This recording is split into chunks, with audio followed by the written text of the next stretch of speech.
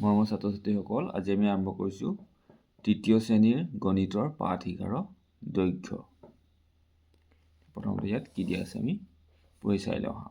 মীনাহঁতৰ বিদ্যালয়ত গান্ধী জয়ন্তী উদযাপন উপলক্ষে প্ৰধান শিক্ষকে মীনা আৰু ৰশ্মিক ফুলৰ দুডাল মালা গাঁঠি আনিবলৈ ক'লে। দুয়োজনে কথা পাতি নিজৰ নিজৰ হাতেৰে 4 পেকেট জোখৰ ফুলৰ মালা দুডাল গাঁঠি আনিলে।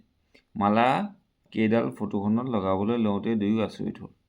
মীনা: আচৰিত কথা, আমি একে জোখতে মালা দুডাল গাঁঠিছিলোঁ, কিন্তু মোৰডাল চুটি কেনেকৈ হ'ল? ৰশ্মি: তাকেই, মোৰ মালাডাল কেনেকৈ দীঘল হ'ল? আমাৰ জোখ লওঁতেই ভুল হ'ল চাগৈ। মালা দুডালৰ জোখ বেলেগ বেলেগ হোৱাৰ কাৰণ কি হ'ব পাৰে আলোচনা কৰোঁ আহা। এতিয়া চোৱা, দুয়োগৰাকীয়ে 4 পেকেটকৈ লৈছিলে, কিন্তু মীনাৰ মালাডাল চুটি হ'ল, ৰশ্মিৰ মালাডাল দীঘল হ'ল। কেনেকৈ? কাৰণ কি হ'ব পাৰে, ৰশ্মিৰ বেগেটটো মীনাৰ বেগেটতকৈ ডাঙৰ। মানে চবৰে হাতৰ জোখ বেলেগ বেলেগ হ'ব পাৰে। কাৰোবাৰ হাতৰ জোখটো ডাঙৰ, কাৰোবাৰ সৰু হ'ব পাৰে, হয়নে? এতিয়া মীনা যিহেতু অকণমান চাপৰ, তাৰ হাতটো সৰু, হয়নে? ৰশ্মিতকৈ, সেইকাৰণে মীনাৰ 4 পেকেট লওঁতেও ৰশ্মিতকৈ সৰু হৈছে। শিক্ষকে চক পেঞ্চিলে বৰ্ডত আঁচ এডাল টানি আঁচডাল দুয়োজনীকে জুখিবলৈ দিলে। ৰশ্মি: মই জোখোতে 2 পেকেট 1 আঙুল হৈছে। মীনা: মই জোখোতে 2 পেকেট 4 আঙুল হৈছে। এতিয়া বুজি পাইছানে? এইবাৰ শিক্ষকে আঁচডাল কলম এটাৰে জুখিবলৈ দিলে। দুয়োজনীয়ে আঁচডালৰ দৈৰ্ঘ্য একেই পালে। আঁচডালৰ জোখ একে পোৱাৰ কাৰণটো বিচাৰি উলিওৱা। কলমেৰে জুখিব দিওঁতে দুয়োজনীয়ে সমান হৈছে, কিন্তু হাতৰ জোখকেইটাহে বেলেগ। স্কেলেৰে বা অন্য বস্তুৰে জুখিলে একেই হ'ব। হ'বনে?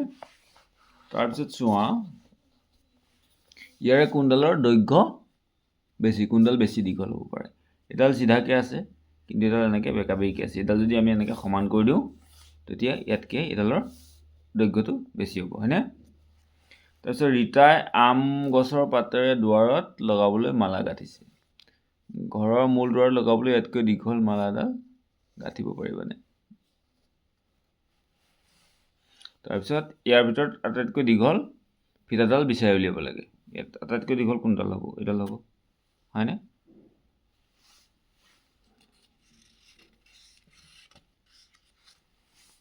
আৰু এইডাল ৰং কৰিব দিছে, ৰং কৰি দিবা তোমালোকে। তাৰপিছত ছবিখনলৈ মন কৰা। দৰজাখনৰ বাবে উপযুক্ত পৰ্দাখনত চিন দিয়া। এই দৰজাখনৰ বাবে উপযুক্ত পৰ্দা কোনখন হ'ব? এইখন হ'ব, হয়নে? এইখন হ'ব। তাৰপিছত এতিয়া কি কৰিছে, ৰজিৰ পৰা ৰাইমাৰ ওচৰলৈ যাবলৈ আটাইতকৈ চুটি পথটো আৰু আটাইতকৈ দীঘল পথটো বাছি উলিওৱা। চুটি পথটো ৰঙা আৰু দীঘল পথটোত নীলা ৰং কৰা। চুটি পথটোত নীলা ৰং কৰিব দিছে, দীঘল পথটোত নীলা ৰং কৰিব দিছে আৰু চুটি পথটোত ৰঙা ৰং কৰিব দিছে। এতিয়া চুটি পথটো হ'ল এইটো, ইয়াত ৰঙা ৰং কৰিবলৈ দিছে, আৰু দীঘলটো কোনটো হ'ব? দীঘলটো এইটো হ'ব, এইটো নীলা কৰিবা। এইটো হ'ল দীঘল, এইটো দীঘলটো ইয়াত এনেকৈ এনেকৈ ঘূৰি ঘূৰি দীঘল হ'ব, আৰু এইটো চিধা চিধি গ'লে এইটো চুটি হ'ব। চুটিটোত কৰিবা ৰঙা ৰং, দীঘলটোত কৰিবা নীলা ৰং। তাৰপিছত বেছি দীঘল ওখ বস্তুবোৰ কেনেকৈ জুখিবা? চোতালত কাপোৰ মেলিবলৈ মৃদুলৰ দেউতাকে ৰছী এডাল আনিবলৈ ক'লে। ৰছীডাল কিমানো দীঘল লাগিব তাকে জুখিবলৈ মৃদুলে ওচৰতে পৰি থকা মাৰি এডাল আনিলে। তেওঁ কেনেকৈনো জুখিলে চাওঁ আহা। মাৰিডালে এনেকৈ জুখি আছে। মাৰিডালেৰে 10 বাৰ জুখি শেষ কৰিলোঁ। বাৰু তুমি এইডাল মাৰিৰে আকৌ জুখি চোৱাচোন। এইবাৰ 6 বাৰত জুখি শেষ কৰিলোঁ। আগৰবাৰতকৈ জোখটো বেলেগ হ'ল দেখোন দেউতা। কাৰণ 2 বাৰতে জোখ লোৱা মাৰিডালৰ দৈৰ্ঘ্য বেলেগ বেলেগ। যদি চুটি মাৰিৰে জোখে তেতিয়া বেছি ওলাব, আৰু দীঘল মাৰি জুখিলে কম ওলাব হয়নে তেনেহ'লে মানে চুটি মাৰি দিলে জোখোতে 10 বাৰ জুখিব লাগিছিলে আৰু দীঘল মাৰি দিলে 6 বাৰ জোখোতেই হৈ গ'ল তেনেহ'লে সঠিক জোখ কেনেকৈ পাম সঠিক জোখ পাবলৈ আমি কিছুমান সঁজুলি ব্যৱহাৰ কৰোঁ সঠিক জোখ পাবলৈ আমি কিছুমান সঁজুলি ব্যৱহাৰ কৰোঁ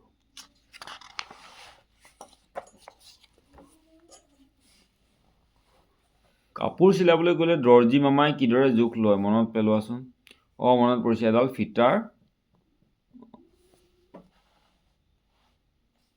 মনত পৰিছে এডাল ফিটাৰে জোখ লয় আৰু কাপোৰ কাটিলে এডাল মাইৰে জোখ লয় এডাল ফিটাৰ সঠিক জোখ পাবলৈ মিটাৰৰ দীঘল ফিটাৰ প্ৰয়োজন ঘৰ সজা কাঠৰ কাম কৰা অথবা ৰাস্তা নিৰ্মাণ কৰা লোকসকলৰ লগত এনেকুৱা মিটাৰৰ ফিটা থাকে এনেকুৱা ধৰণৰ ফিটা এডাল নিজে সাজি ল'ব পাৰোঁ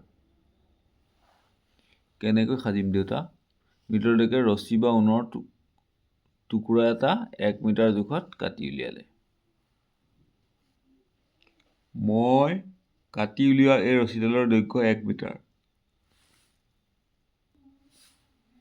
এতিয়া এই ৰছীডালেৰে জুখি কোনো বস্তুৰ দৈৰ্ঘ্য মিটাৰত উলিয়াব পাৰিবা মৃদুলে ৰছীৰ টুকুৰাটোৰে জুখি বাঁহৰ খুঁটা দুটাৰ মাজৰ জোখ 7 মিটাৰ পালে মানে কাপোৰ মেলিবলৈ অনা ৰছীডাল 7 মিটাৰ আনিব লাগিব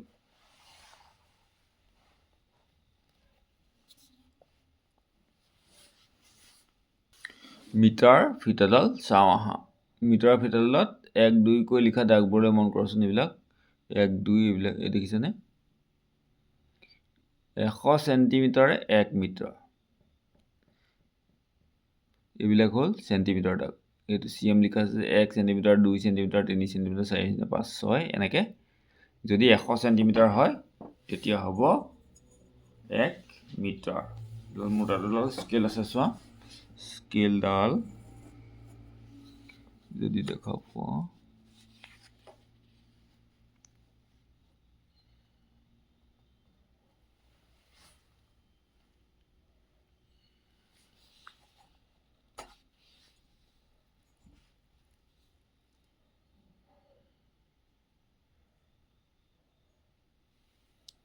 এইটো চোৱা 1 চেণ্টিমিটাৰ 2 চেণ্টিমিটাৰ 3 চেণ্টিমিটাৰ এনেকৈ আছে এই চেণ্টিমিটাৰৰ ভিতৰত আকৌ সৰু সৰু দাগ কিছুমান কটা আছে এইবিলাক কয় মিলিমিটাৰ এনেকুৱা 1 2 এনেকৈ এডাল কিমান যদি 100 চেণ্টিমিটাৰ হয়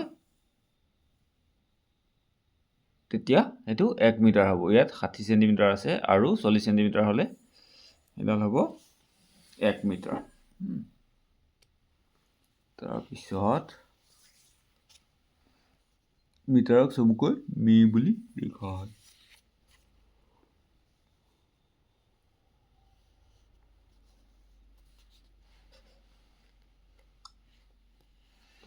দেখুওৱা ধৰণে কাৰ চিনৰ দিশত বাস্তৱ বস্তু জোখবোৰ ল'বলৈ শিক্ষাৰ্থীসকলক উৎসাহিত কৰে এইবিলাকৰ তোমালোকে চকী মেজ এইবিলাকৰ তোমালোকে বস্তুৰ এনেকুৱা ফিটা এডাল লৈ পেলাই জুখি চাবা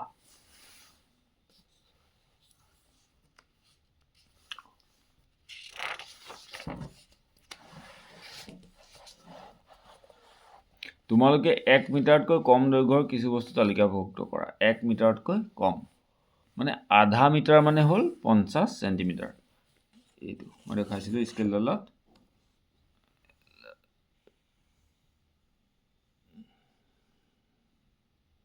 এই 50 চেণ্টিমিটাৰত হ'ব আধা মিটাৰ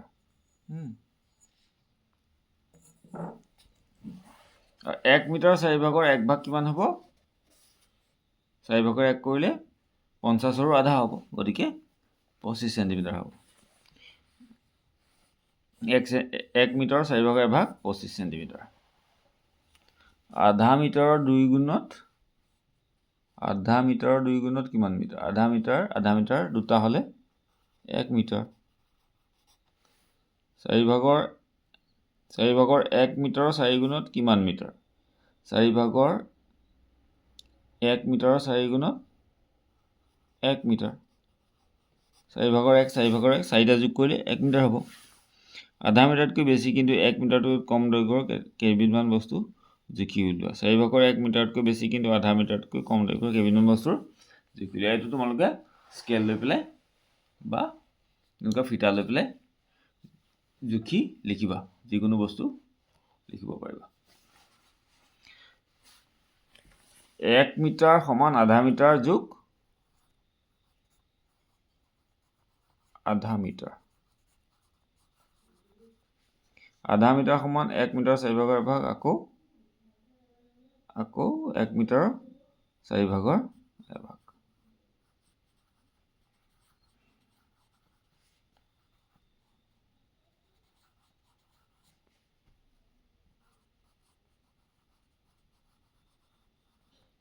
তাৰপিছত 1 মিটাৰ সমান আধা মিটাৰ যোগ 1 মিটাৰ 4 ভাগৰ এভাগ আকৌ 1 মিটাৰ 4 ভাগৰ এভাগ এইটোৱে লিখিব লাগিব তাৰপিছত 1 মিটাৰ সমান 1 মিটাৰৰ 4 ভাগৰ এভাগ যোগ 1 মিটাৰ 4 ভাগৰ এভাগ যোগ 4 ভাগৰ এভাগ যোগ আকৌ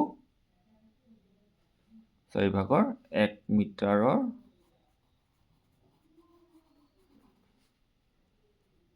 4 ভাগৰ 1 ভাগ হ'ব উত্তৰ দিয়া 1 মিটাৰ দৈৰ্ঘ্যৰ ৰছী এডালৰ পৰা আধা মিটাৰ জোখৰ কেইটুকুৰা ৰছী পাব 2 টুকুৰা 1 মিটাৰ দৈৰ্ঘ্যৰ ৰছী এডাল সমানে 4 ভাগ কৰিলে প্ৰতিটো ভাগত কিমান হ'ব 25 সেন্টিমিটাৰ মালতী বাইদেৱে এইবাৰ বিহুত 5 মিটাৰ দীঘল কাপোৰ এখন বৈছে প্ৰতি আধা মিটাৰৰ মূৰে মূৰে এলানি ফুল বাচিছে বাইদেৱে কাপোৰখনত কেইলানি ফুল বাচিব পাৰিব 5 মিটাৰৰ কাপোৰ এখন বৈছে আৰু আধা মিটাৰৰ মূৰে মূৰে এলানি ফুল বাচিছে গতিকে 1 মিটাৰত মাজত এটা ফুল তেনেকৈ 5 মিটাৰত হ'ব 10 শাৰী ফুল হ'বনে বাৰু এতিয়া 10 হ'ব এইটো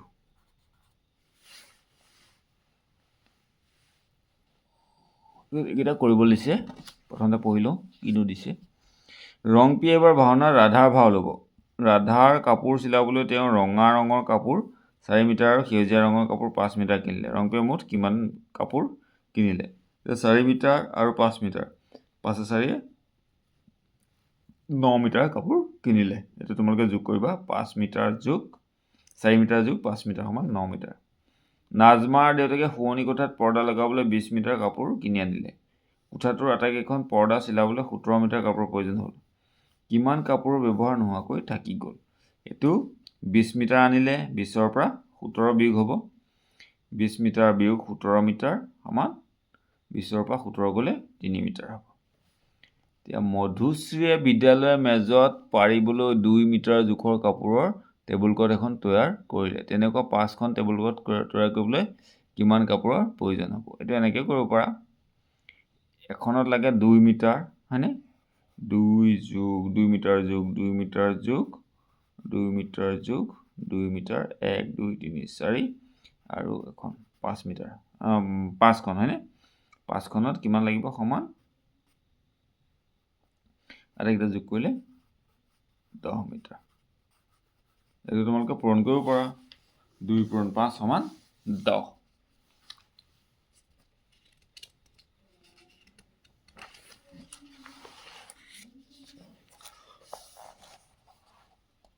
20 মিটাৰ দৈৰ্ঘ্যৰ কাপোৰৰ পৰা 4 মিটাৰ জোখৰ কিমান টুকুৰা কাপোৰ কাটি উলিয়াব পৰা যাব তোমালোকে হৰণ কৰিবলৈ শিকিছিলা এইটো চোৱা 20 মিটাৰ জোখৰ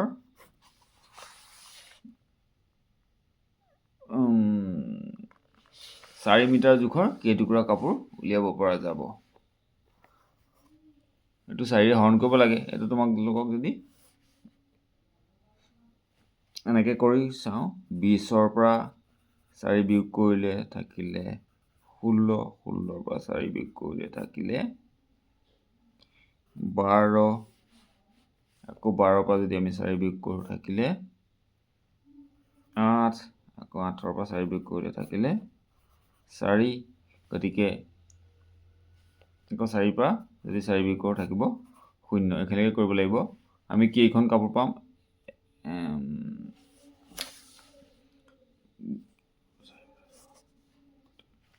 20 মিটাৰৰ পৰা 4 মিটাৰকে কাটিলে আমি কেইখন কাপোৰ পাম চোৱা এখন এবাৰ কাটিলোঁ দুবাৰ কাটিলোঁ তিনিবাৰ কাটিলোঁ চাৰিবাৰ কাটিলোঁ পাঁচবাৰ কাটিলোঁ গতিকে আমি 5খন পাম হা এইটো এনেকৈ 5খন লিখিব পাৰা এনেকৈ কৰিবও পাৰা 5খন গতিকে যদি আমি চমুকৈ কৰোঁ 4ৰে 20ক যদি হৰণ কৰোঁ 4 এগুণ 4 4 দুগুণ 8 4 তিনি গুণ 12 4 4 গুণ 16 4 5 গুণ 20 5 হ'ব আৰু ইফালে 20 হ'ব এনেকৈ হৰণ কৰিব পাৰা বা এনেকৈ তোমালোকে বাৰে বাৰে বিয়োগ কৰিব পাৰা তাৰপিছত আছে চোৱা মিহিৰৰ নতুন আলমাৰিটো মিহিৰৰ দেউতাকে এটা নতুন আলমাৰি আনিলে আলমাৰিটো মিহিৰৰ কোঠাৰ দৰজাখনতকৈ ওখ হোৱাত মিহিৰ চিন্তাত পৰিল কি উপায়েৰে আলমাৰিটো কোঠাটোত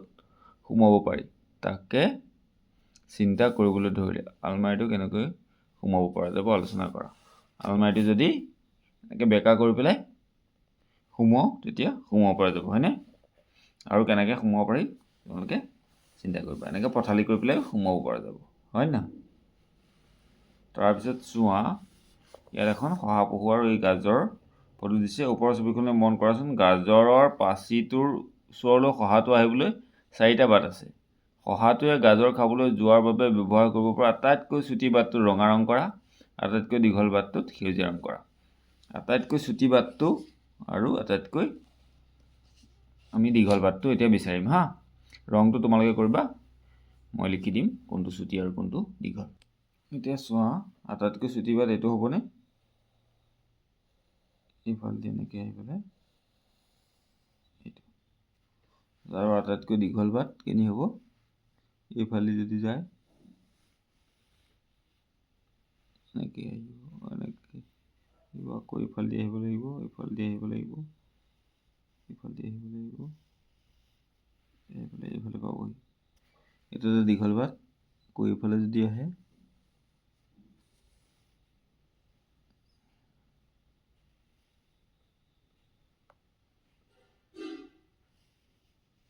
গতিকে আটাইতকৈ দীঘল বাট হ'ব এইটো আৰু আটাইতকৈ চুটি বাট হ'ব এইটো